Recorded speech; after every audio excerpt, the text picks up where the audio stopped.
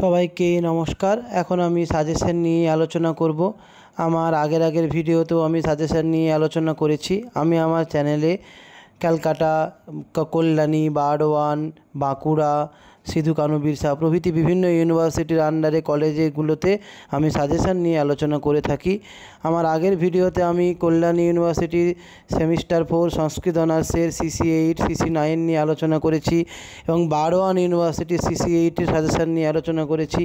এখন আমার আলোচনার বিষয় হলো CC9 সাজেশন। কোন ইউনিভার্সিটি? বারওয়ান ইউনিভার্সিটি সংস্কৃত অনার্স CC9 সেমিস্টার 4 সাজেশন। তার আগে বলি, তোমরা পুরো ভিডিওটা মন দিয়ে পুরোটা দেখবে, কারণ আমি অনেক প্রশ্নের কথা এখানে লিখেছি, কিন্তু সবগুলো তোমাদের করতে হবে না। কোনগুলো করতে হবে আমি মুখে বলে দেব, তাই তোমরা পুরো ভিডিওটা শুনে নিয়ে খাতায় টুকে নেবে এবং সেই মতো উত্তর কালেক্ট করে এখন থেকে পড়া শুরু করবে। আশা করি তোমরা ভালো ফল লাভ করবে। তা আসা যাক সাজেশানে। CC9 বারওয়ান ইউনিভার্সিটি সেমিস্টার 4 সংস্কৃত অনার্স। তোমাদের কি থাকে সাজেশানে? তোমাদের প্রথমে পরীক্ষায় আসবে কি না 2 নম্বরের প্রশ্ন উত্তর দিতে হয় 10টা। শর্ট কোশ্চেন 2 নম্বর করে একটা উত্তর দিতে হয় 10টা, 10 2 20 নম্বর। এই 20 নম্বরের জন্য তোমরা কি করবে? তোমরা দেখো, যেগুলো করবে সেগুলো হলো: 1 নম্বরে, দেশবন্ধু প্রিয়ম নাটকটি কে, কখন, কোন বিষয়কে উপজীব্য করে রচনা করেন? সমকালীন সমস্যার আধারে সিদ্ধেশ্বর চট্টোপাধ্যায় কর্তৃক রচিত 2টি কাব্যকৃতির নাম লেখো। পাণ্ডব বিক্রমম কে রচনা করেন? কবির অন্য 2টি কাব্যকৃতির নাম কি? শিবাজী চরিতম নাটকটি কে রচনা করেন? শিবাজী চরিতম নাটকটি কে রচনা করেন? কবির অন্য 2টি কাব্যকৃতি কি? মহাপুরুষ জীবনাশ্রিত রমা চৌধুরী রচিত রূপক 2টির নাম লেখো। কোন রূপক 2টিতে নিত্যানন্দ স্মৃতিতীর্থ সংস্কৃত ভাষা রক্ষার জন্য নিজের ভাব প্রকাশ করেছেন? সমন্তকোদ্ধার ব্যয়োগ রূপকটি কে রচনা করেন? এই ব্যয়োগের বিষয়বস্তু কি? তারাপদ চক্রবর্তী রচিত 2টি লঘুকথার নাম। ভারতবর্ষে স্বাধীনতা সংগ্রামীদের জীবনী অবলম্বনে রচিত 2টি কাব্যের নাম লেখো। ননাবিতাড়নম নাটকটি কার রচনা? এর বিষয় কি? কাশ্মীর সমস্যা অবলম্বনে বিরচিত নাটকটির নাম ও রচয়িতার নাম সহ লেখো। যুগজীবনম এবং নিবেদিতা নিবেদিতম নাটক 2টির রচয়িতা কে? নাটক 2টির কেন্দ্রীয় চরিত্র কে? মহাকবি কালিদাস অবলম্বনে রচিত 2টি নাটকের নাম ও রচয়িতার নাম সহ লেখো। রামায়ণ ও মহাভারতকে অবলম্বন করে বাঙালি লেখক রচিত 2টি অর্বাচীন সংস্কৃত কাব্যের নাম লেখো। চিপিটক চর্বণম এর নান্দি শ্লোকে কোন দেবতার স্তুতি করা হয়েছে? এটি কি জাতীয় নান্দি? কপালীর হস্তনাড়ি পরীক্ষা করে বৈদ্য কী বলেছিলেন? এছাড়া ঘটে সুবর্ণ স্থাপন করে তান্ত্রিক কী মন্ত্র পাঠ করেছিলেন?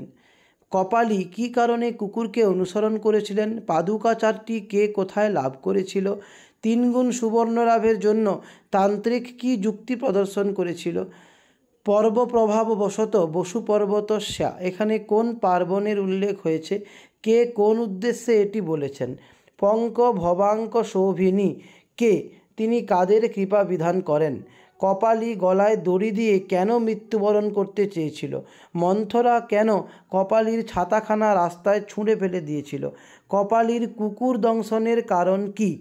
শান্তি কর্ম বিষয়ে পারিবারিকদের ভোজন কিরূপ হওয়া উচিত? কপালীর গৃহাগমনে তান্ত্রিকের মুখ্য উদ্দেশ্য কী ছিল? চিপিটক চর্বণে কী লাভ? এই কটা হলো শর্ট কোশ্চেন। এছাড়া তোমরা শর্ট কোশ্চেন যদি এগুলোর মধ্যে আশা করি অনেকগুলো পেয়ে যাবে, তাও যদি পেতে না পারো তাহলে তোমরা কি করবে? চিপিটক চর্বণম যেটা তোমাদের সিলেবাসে আছে, গল্পটা ভালো করে তোমরা পড়বে এবং ওইটা ভালো করে পড়া থাকলে ওখান থেকে তোমরা ছোট প্রশ্ন উত্তর চাইলে অনায়াসে দিয়ে দিতে পারবে। এই গেল তোমাদের ছোট প্রশ্নের সাজেশান। এরপরে আসা যাক 5 নম্বরের জন্য তোমরা কি করবে। 5 নম্বরের তোমাদের 4টা প্রশ্নের উত্তর দিতে হয়, তার জন্য তোমরা কোনটা করবে। আসা যাক সাজেশানে। তার জন্য তোমরা যেগুলো করবে সেগুলো হলো: 1 নম্বরে, নিত্যানন্দ স্মৃতিতীর্থ বিরচিত একটি ঐতিহাসিক নাটকের পর্যালোচনা করো। মানবক গৌরবম নাটকটি কে রচনা করেন? এই নাটকের বিষয়বস্তু প্রতিপাদন করো। সমকালীন সমস্যা অবলম্বনে রচিত 2টি রূপকের নাম উল্লেখ করে একটির বিষয়বস্তু প্রতিপাদন করো। গৃহে গৃহে ভ্রমন্তি ত্বং বর্ধয় স্বামী গৌরবম কোন প্রসঙ্গে কার এই উক্তিটির তাৎপর্য বিশ্লেষণ করো। পরে বঙ্গানুবাদ একটা করতে হবে তোমাদের। বঙ্গানুবাদটা হলো শক্তুং চিপিটকং চৈব থেকে জয় ভবেত পর্যন্ত, এটা আসতে পারে তোমাদের।